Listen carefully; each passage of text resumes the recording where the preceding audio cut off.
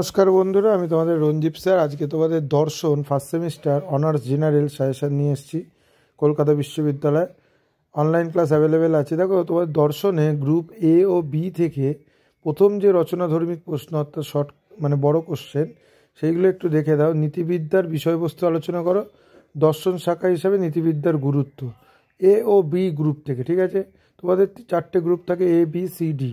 ঠিক আছে, এবার এ ও বি থেকে এই কোশ্চেনগুলো খুবই ইম্পর্টেন্ট আমি দিয়েছি স্টার মার্ক করে।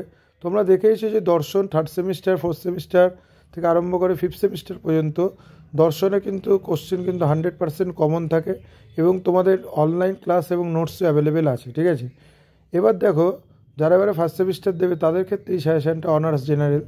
দ্রব্য সম্পর্কে অভিজ্ঞতাবাদী মত ব্যাখ্যা করো, বিচার করো, খুবই ইম্পর্টেন্ট কোশ্চেন। যেগুলো 4টে স্টার আছে সেগুলো বিশেষ করে পড়বে 15 মার্কসে, বড় কোশ্চেনে 10 মার্কসে। কার্যকর সম্পর্কে হিউমের মতামত আলোচনা করো। ঠিক আছে, অথবাটা করতেও পারো, নাও করতে পারো, কেন অথবাটা আমি জাস্ট এক্সট্রা কোশ্চেন দিয়েছি। এবার আসছে গ্রুপ সি। গ্রুপ সিতে তোমরা বড় কোশ্চেন কী করবে? আমি চিন্তা করি অতএব আমি আছি, ডেকার্টের এই সূত্রটি সম্পর্কে ব্যাখ্যা করো।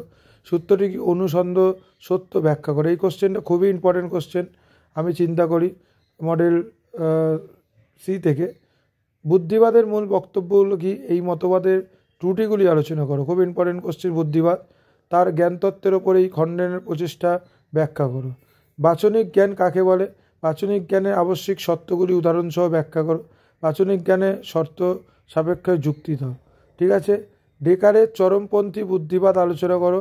অতএব জ্ঞান উৎপত্তি সম্পর্কে ডেকারের মতবাদটি আলোচনা করো। খুব ইম্পর্টেন্ট কোশ্চেন। অভিজ্ঞতাবাদ কাকে বলে? এই মতবাদের মূল বক্তব্য কী? খুব ইম্পর্টেন্ট কোশ্চেন। গ্রুপ সি এর তোমাদের 4টে কোশ্চেনই খুব ইম্পর্টেন্ট। তোমরা যদি 4টে থেকে 5টে স্টার যেগুলো আছে সেগুলো করো, 100% কমন পাবে। লাস্ট কোশ্চেনটা দেখো, জ্ঞানের উৎস সম্পর্কে কান্টের বিচারবাদ সব আলোচনা করো। খুব সোজা ভাষায় তোমাদের নোটসগুলো তৈরি করা আছে এবং তোমরা যদি অনলাইন ক্লাস কেউ করতে চাও এবং তার সাথে সাথে সাজেশান দিয়ে দেওয়া হবে তোমাদের, যেটা 100% কমন পাবে। গ্রুপ ডিতে তোমরা ব্যবহারিক নীতিবিদ্যা আলোচনা করো, নৈতিক বিচারবস্তু আলোচনা করো, একই কোশ্চেন। ঠিক আছে, প্রথম কোশ্চেনটা সেকেন্ড কোশ্চেনটা যে কোনো একটা করলেই হবে।